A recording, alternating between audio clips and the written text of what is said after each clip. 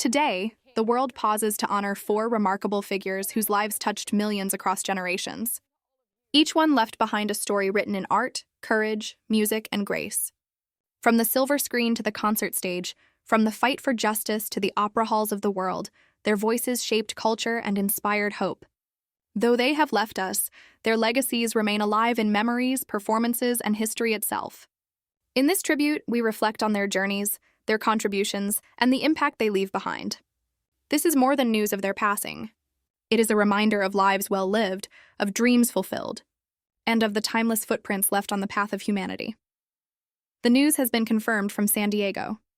Sally Irene Sachse, the actress, model, and photographer, has passed away on September 8, 2025. She was 82 years old. Her departure closes the chapter of a woman whose beauty and grace defined a moment in American cinema. But beyond the screen, she was remembered for her warmth, her creativity, and her quiet strength.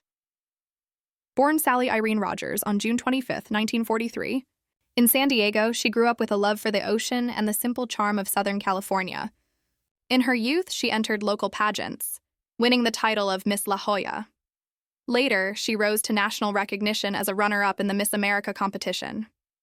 Those moments were only the beginning of her journey into the world of spotlight and art. In the mid-1960s, Sally stepped into the film industry. Between 1964 and 1969, she appeared in about 20 movies. Many of these were light-hearted beach films, filled with color, music, and youth. Her presence on screen stood out. She carried both elegance and joy, becoming a familiar face during an era of changing styles and culture. While others faded into the background, Sally's energy gave these productions their brightness. A close friend once said, "Sally never acted like a star. She was just herself. That's what made her shine." Those words echo the way many remember her, approachable, graceful, and true. By the end of the 1960s, her focus shifted. She explored photography, capturing moments instead of performing in them. Behind the camera, she found a new way to tell stories. Her work showed her eye for beauty and detail, a reflection of her own artistic spirit. It was another side of her creativity, one that stayed with her for decades. Even as the years passed, she never lost her connection to the film world. Fans often remembered her roles from the golden age of American beach films. For many, she became a symbol of that youthful, carefree time in cinema.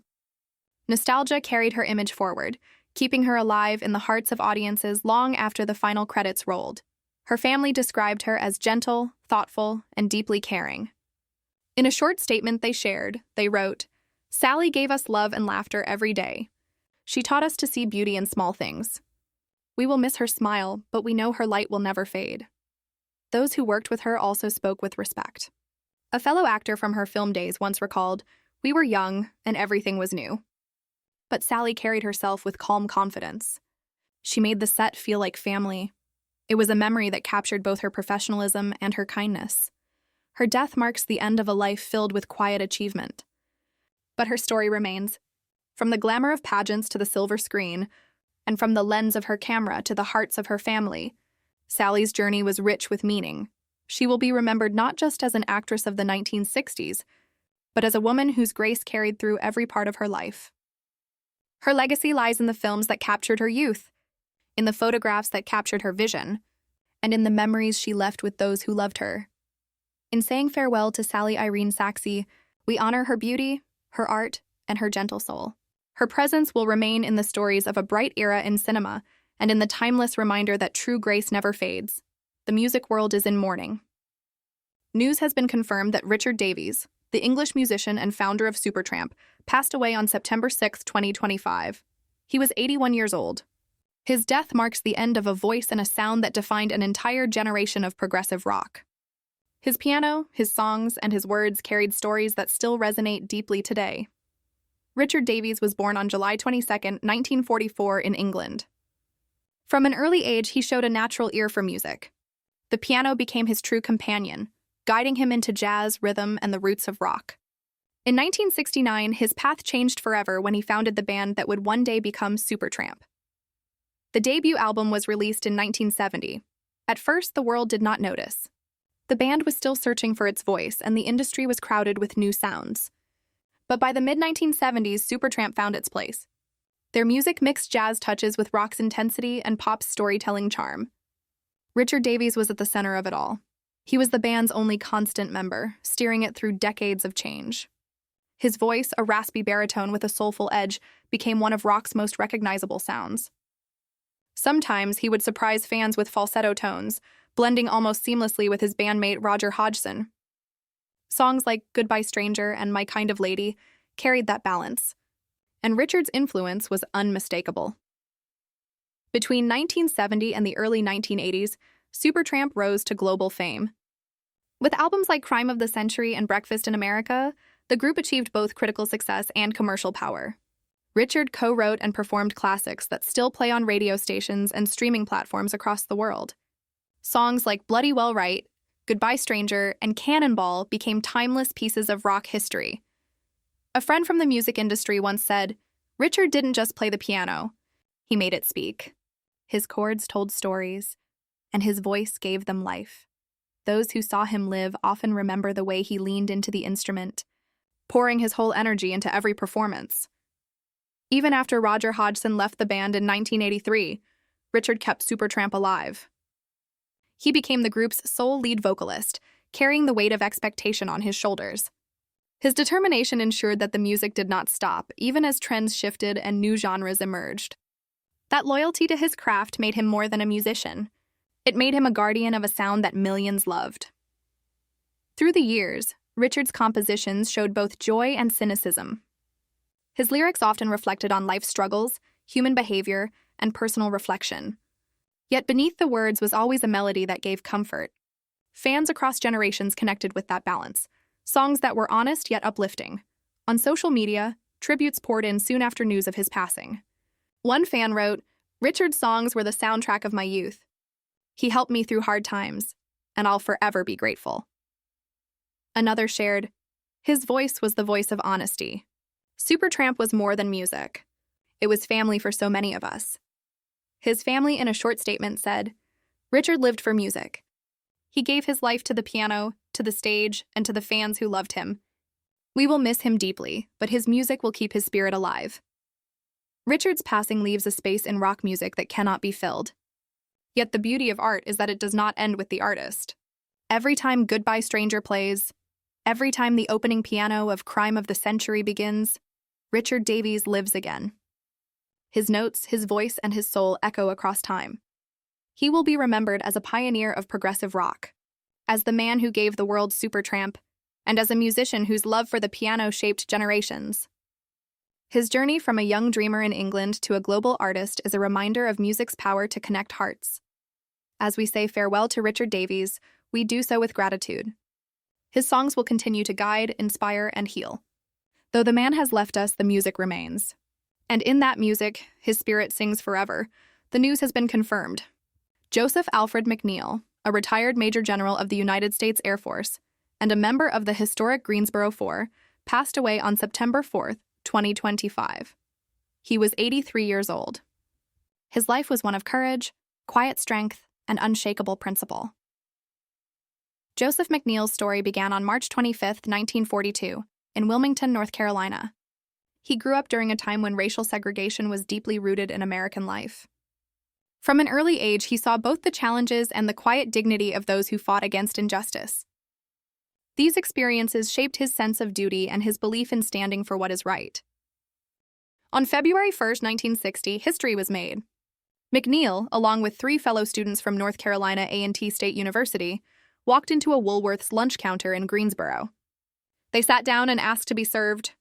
The policy of that store was clear: no service to Black customers at the counter. But McNeil and his friends did not move. They remained seated, calm but firm, as the world around them shifted. That moment, known today as the Greensboro Sit-In, became a spark that lit the civil rights movement across the nation. What began with 4 young men quickly grew into thousands of students, joining sit-ins across the South. Joseph McNeil's decision to act, at just 17 years old, helped to change the course of American history. In later interviews, he reflected on that day. "We were ordinary young men," he once said, "but we believed in a simple idea, that we were equal, and we deserved to be treated that way." His words carried humility, yet the weight of his actions spoke volumes. Beyond activism, Joseph McNeil lived a life of discipline and service. He chose to build a career in the United States Air Force, where he rose through the ranks with honor. Over the years, he became a major general, commanding respect from colleagues and subordinates alike. His leadership was marked not only by skill, but also by integrity. A fellow officer once described him by saying, "General McNeil led with fairness. He never asked for respect, he earned it, and he gave the same back to others." Those who served under him remembered his calm presence and his unwavering sense of justice. Even while serving in uniform, he never abandoned his role as a symbol of courage. McNeil often spoke to students and young people about the importance of responsibility and the value of taking a stand. He reminded them that progress is possible, but it requires ordinary people to act with conviction. In Greensboro, tributes began pouring in the moment his death was announced. A city council member wrote, "Joseph McNeil was not only a hero of the past, he was a guiding light for our present. His courage at that counter taught us what dignity looks like." Another resident posted, "Because of him, my children live in a better world. We owe him more than words can say." His family described him as a man who loved deeply and lived with purpose. In a statement they shared, "He carried the weight of history, but at home he was simply dad and grandpa. He showed us kindness, patience, and the strength to never give up."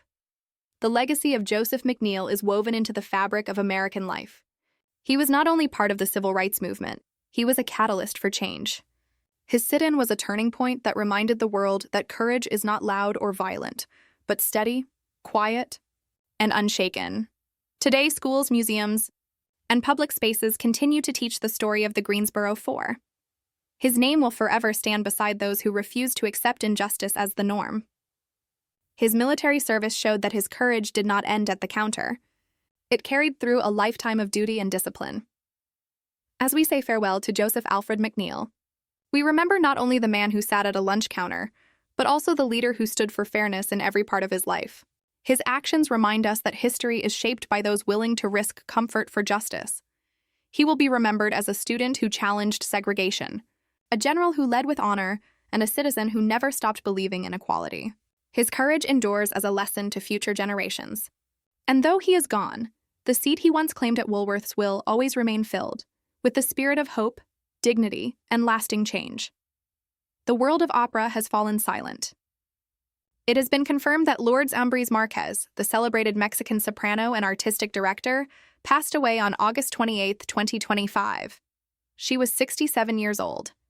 Her voice, which once filled opera houses across Mexico, Europe, and the Americas, is now remembered in recordings, memories, and the hearts of those she touched. Born on July 20, 1958, in Mexico, Lourdes discovered her love for music at an early age.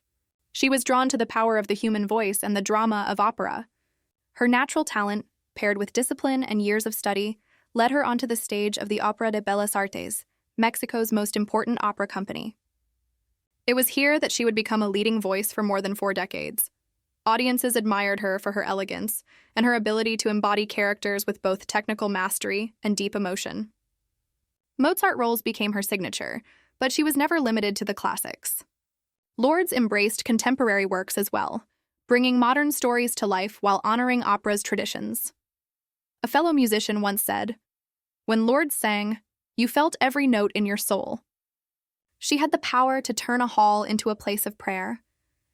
Those words echoed the sentiment of countless listeners who found comfort, beauty, and inspiration in her performances.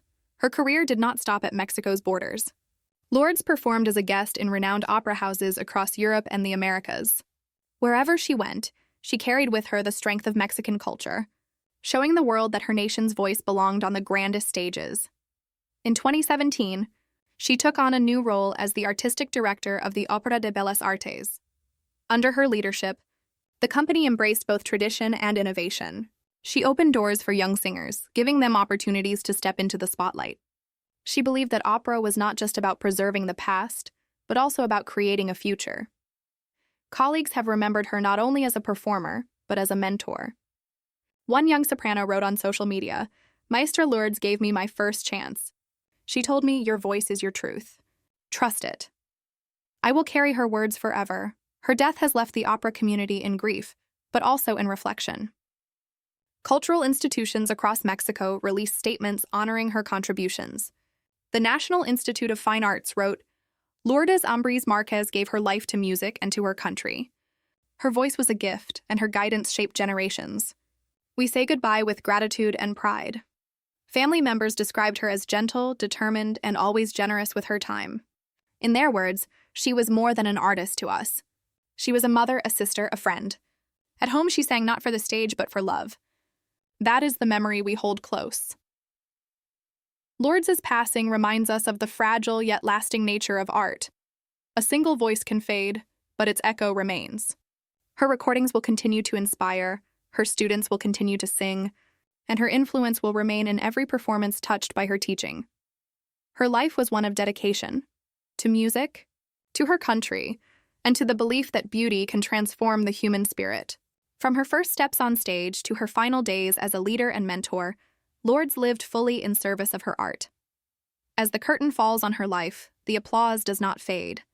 Instead, it carries forward a tribute to a woman who gave her voice to the world.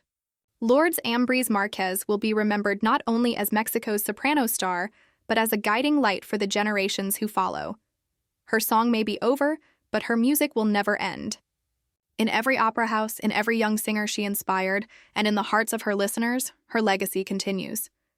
And in that legacy, Lourdes's voice will forever rise, strong, timeless, and filled with grace.